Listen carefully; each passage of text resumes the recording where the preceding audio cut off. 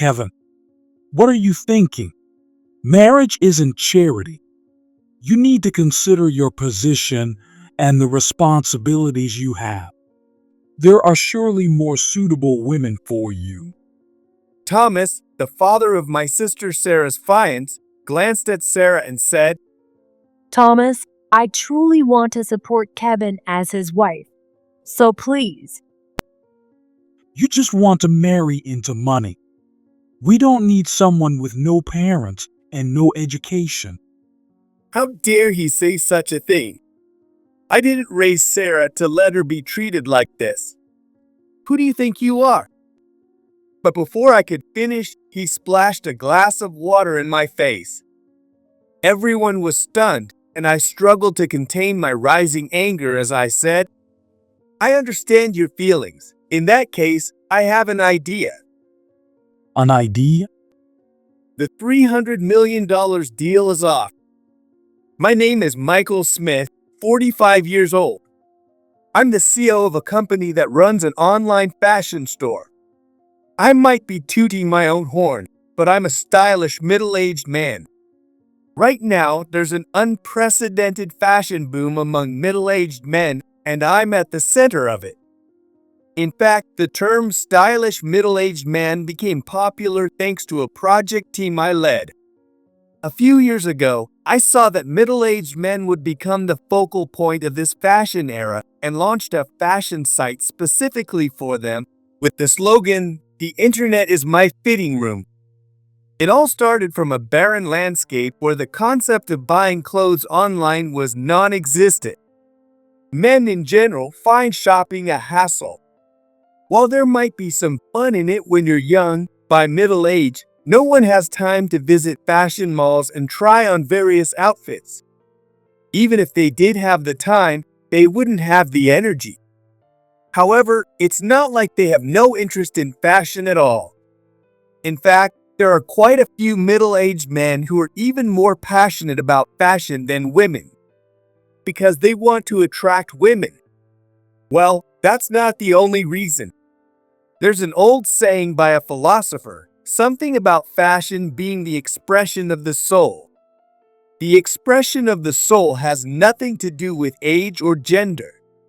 The hearts of middle-aged men are more delicate than their appearance suggests. They're just hesitant because they're afraid of making mistakes in a field like fashion, where there are no right answers. The older the man, the more he tends to fear such failures.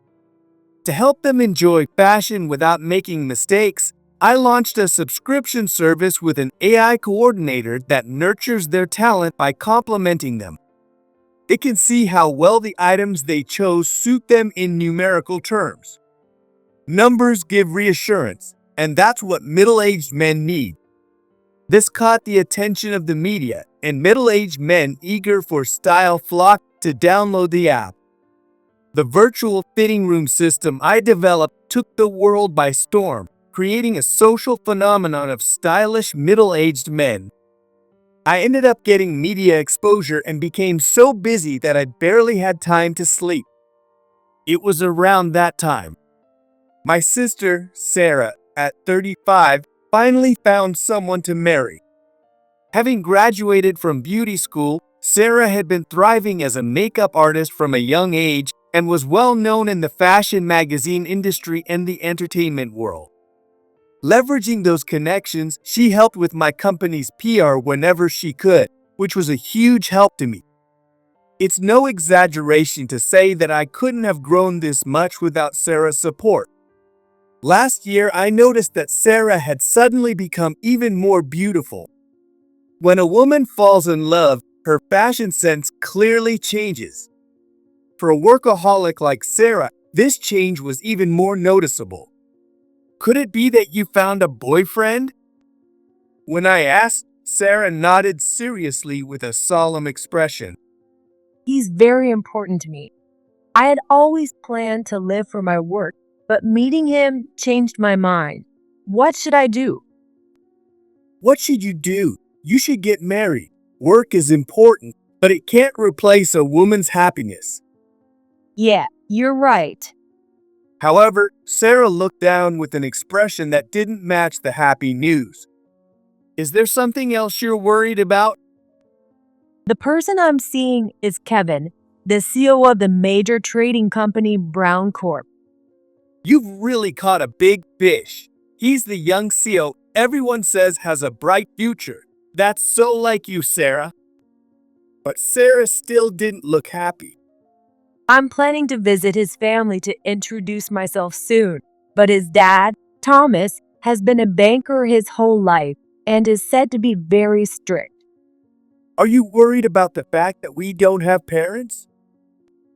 Yes, our family situation was unique. But in today's America, it's not uncommon for kids to grow up without their parents. Don't worry about that. Be confident in who you are now. Well, since I might not be enough to fill in as a parent, maybe we should have Mary join us too. Mary is my wife. No, actually, I'm Mary's husband. It's because I'm married into Mary's family.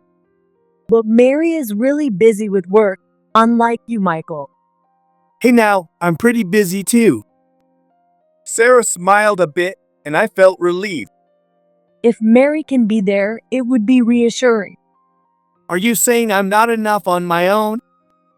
Sarah laughed again. I vowed to do everything in my power to ensure Sarah's happiness. And then the day of the visit arrived. Dressed sharply, befitting someone in the fashion industry, I headed to their house. It feels like you're the one going on a formal meeting, Michael. Sarah laughed, seeing my attire. Appearance is important. You look exceptionally beautiful today, Sarah. I had expected a mansion since we were visiting the home of a major company CEO, but it wasn't that large. I'd heard that Thomas, the father, had retired after a long career as a banker and had not been involved in the family business. By the way, where's Mary? Oh, she's caught up in a meeting that's running late. I see. Well, she's busy. Don't worry, I'll be fine as long as you're here, Michael. Exactly, that's the spirit. But Sarah's confidence didn't last long. From the moment we were shown into the reception room, I could sense the situation was against us. Despite my polite greeting, Thomas didn't smile at all. He looked like an interviewer ready to conduct a difficult exam. Thank you for inviting us on such a lovely day. I presented a box of expensive sweets as a gift, but Thomas didn't even glance at it, staring at us intently instead. Next to him sat Kevin's mother, Susan, who quietly accepted the gift and thanked us, trying to ease the tension. I didn't exactly invite you here. It's only because Kevin insisted that I'm reluctantly sitting here. What an unpleasant old man, I thought to myself while forcing a smile. Stop it, Dad. That is rude. The one who called out Thomas on his rudeness was Kevin Brown, the promising new CEO of the renowned Brown Corp and Sarah's chosen partner. I could see why he was appointed by the previous CEO. He's a handsome man with an excellent taste in suits. His fashion reflected his dignified spirit. Sarah met him at a party hosted by a prominent celebrity she used to do makeup for. Despite being surrounded by many young aspiring women trying to win him over, he chose Sarah. Even though she works behind the scenes as an artist and is older than him, he chose Sarah. Come on, Kevin, we don't expect Thomas to accept Sarah right away. We just hope he gets to know her better over time. Over time? She's already 35. Soon she won't be able to have children. You have to stop it, Dad. That is disrespectful. Exactly, this old jerk. His words angered me. I glanced at Sarah, worried. Being reminded of her age brought a look of despair to her face. I have to do something. It's true that she's no longer at an age where she can push herself, but medical technology has significantly advanced. There was news about a famous actress giving birth at 45. Right, Kevin? I turned to Kevin. If I confronted Thomas directly, he'd just respond with more irritating comments. I could handle it, but it would wear Sarah down. Yes, Michael. I actually met her at a party once. Despite being a big-name actress, she was incredibly humble. Really, I'm jealous. I'm a big fan of hers. I've seen all her dramas. Honestly, she seemed very genuine and kind-hearted, much like Sarah. Nice one, Kevin. Keep it up. Yeah, they do seem similar, don't they? There's just something about them. Oh, Kevin, take good care of Sarah from now on. Yes, Michael. While we chatted happily, Thomas sat there like a bomb waiting to explode. Sarah gently spoke to him. I heard you enjoy golf, Thomas. I was invited to play a bit, and I wondered if I could join you sometime. Yes, let's all go golfing soon. Michael, you too. Sorry, Kevin, I can't play golf. I silently cursed my lack of athletic ability. Kevin, what are you thinking? Marriage isn't charity. You need to consider your position and the responsibilities you have. There are surely more suitable women for you. With that, the warm atmosphere we were trying so hard to create was instantly shattered. I heard that you both don't have parents and that they abandoned you with debts. What kind of people are they? Dad, stop it. I restrained Kevin from lashing out at Thomas. It's true, I was in middle school and Sarah had just started elementary school. Our father's business failed and he disappeared, leaving us with debts. Our mother's health declined from the stress. She passed away in less than 2 years. She was younger than I am now. Since then, it had been just Sarah and me. There were no adults we could rely on. Because our dad ran away with debts, even our relatives abandoned us. As the older sibling by 10 years, I felt I had to be responsible, but it turned out that Sarah was incredibly capable. We managed the house together, but by the time she was in middle school, she could cook, clean, and do laundry better than I could. It is presumptuous to say I raised Sarah. Sarah raised me. So I started working in college to support whatever she wanted to do. It was Sarah who guided me into the fashion industry. She submitted my photos to a magazine, and I debuted as a reader model. My popularity quickly grew, and I found myself deeply involved in the fashion industry, but a popular model's career typically peaks in their early 20s. As I got older, I knew I couldn't rely on modeling alone. That's when I turned my attention to online retail. I realized the internet would lead the future, so I bought a computer with the little money I had. I acquired the necessary skills for online business and started a joint venture with a friend who had launched an apparel brand. This was the predecessor of my current company. Thomas, I apologize for the late introduction. This is what I do. I convey the joy of fashion and the fun of dressing up through the internet. I placed my business card on the table in front of Thomas. The one who reacted was his wife, Susan, who had been quietly sitting there. Oh, I knew it. You were on TV recently, right? As the popular, fashionable CEO. Fashionable middle-aged man, actually, Susan. Lately, I've been appearing on TV occasionally. It's purely for publicity, not because I think I'm a celebrity. No, it's very entertaining. I've been following you for some time. To capture the attention of middle-aged men, you need a clear and realistic role model. Michael is doing that himself. Well said, Kevin. You get it. As expected, CEOs understand each other best. Meanwhile, Thomas, The banker sat with his arms crossed, remaining silent. The person who brought me to where I am today is Sarah. She has thrived as a makeup artist for many celebrities. Sarah is the kind of woman who lifts people up. I looked at Sarah again. Her expression had softened, and she was starting to look like her usual self. Sarah has overcome many adversities. For me to succeed as a CEO in the future, I need a woman like her by my side. Good job, Kevin. That's the right approach. I thought Kevin would become even more successful in the future. What is fashion? It's all superficial. No matter how much you dress up, it's just a facade that can easily come off.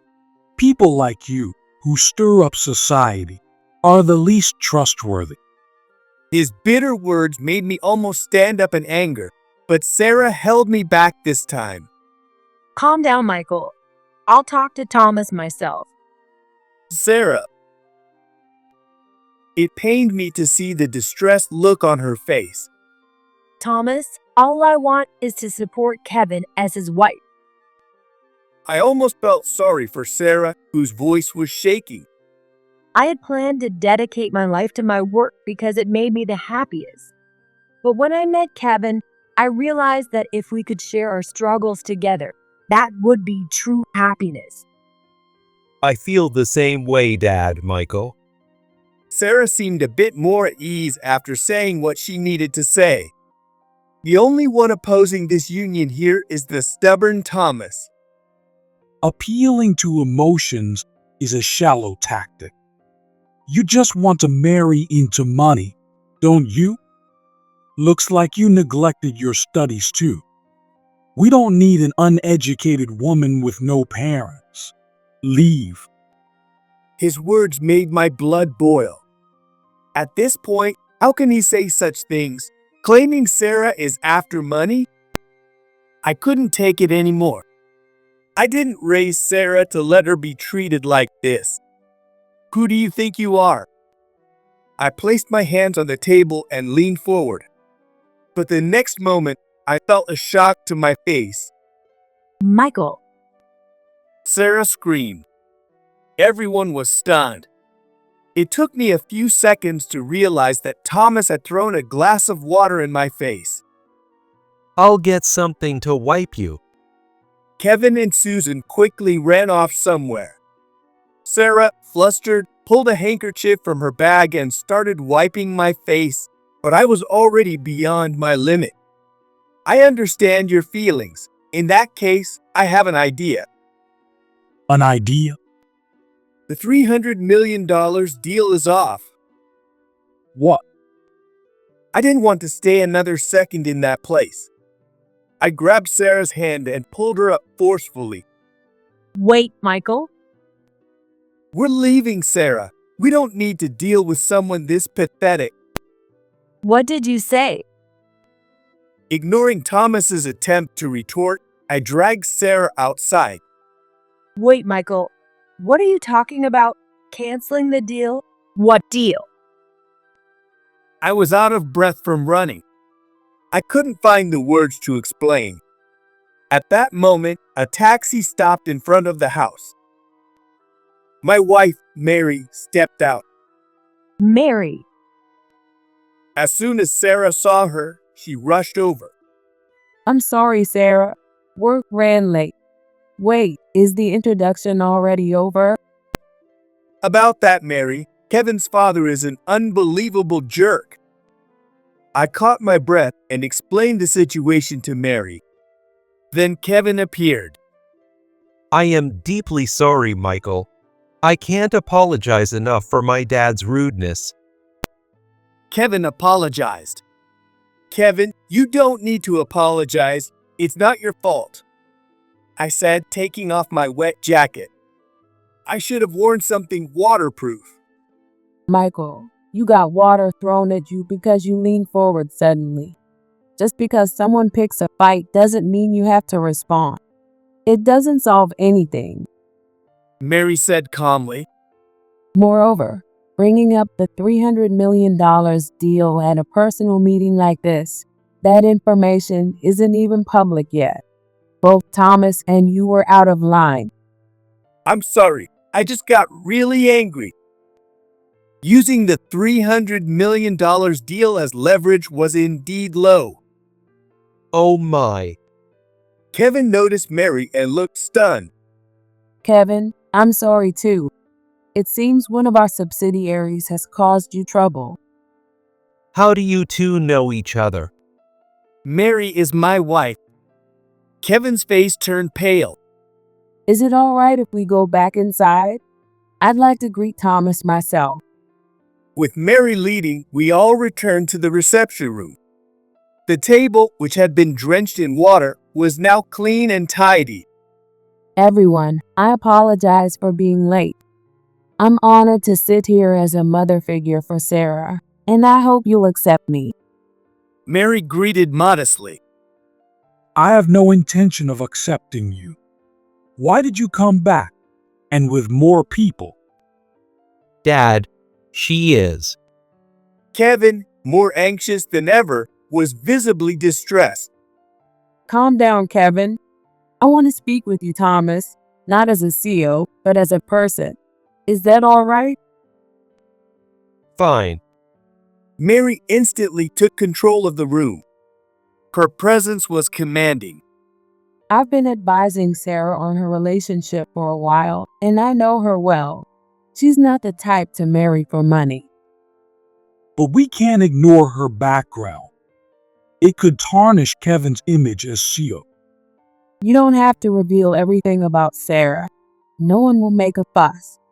It's your ego that's hurt, isn't it? What did you say? What do you, a woman, know about us? And what do you know about Kevin, having never been a CEO yourself? Even as a high-ranking banker, you're just an employee. That's why you're afraid of trivial things. How dare you? Who do you think you are? She is Mary Smith, CEO of Smith Holdings. Kevin finally spoke up. And she's my wife. I took the opportunity to add my voice. Mary had a smile at the corner of her mouth. Her presence was formidable. Your son Kevin is far more capable. If someone as rigid as you were the CEO of Brown Corp, I would never have approved the $300 million investment. $300 million. Brown Corp is planning a major new project overseas, and Smith Holdings is set to invest $300 million. At that moment, Susan reappeared. Oh, you're the glamorous CEO. I always follow you on Instagram. Glamorous. Thank you. Actually, I'm the CEO, Susan. So that's what the $300 million deal was about. Sarah nodded in understanding. Kevin, did you decide to marry her just to get the investment? No, of course not. I knew Michael was the CEO of a subsidiary under Smith Holdings, but I had no idea he married into the Smith family. Yes, we haven't made it public, and only a few relatives know. I wanted to marry Michael and move out, but I couldn't because of the founder's wishes.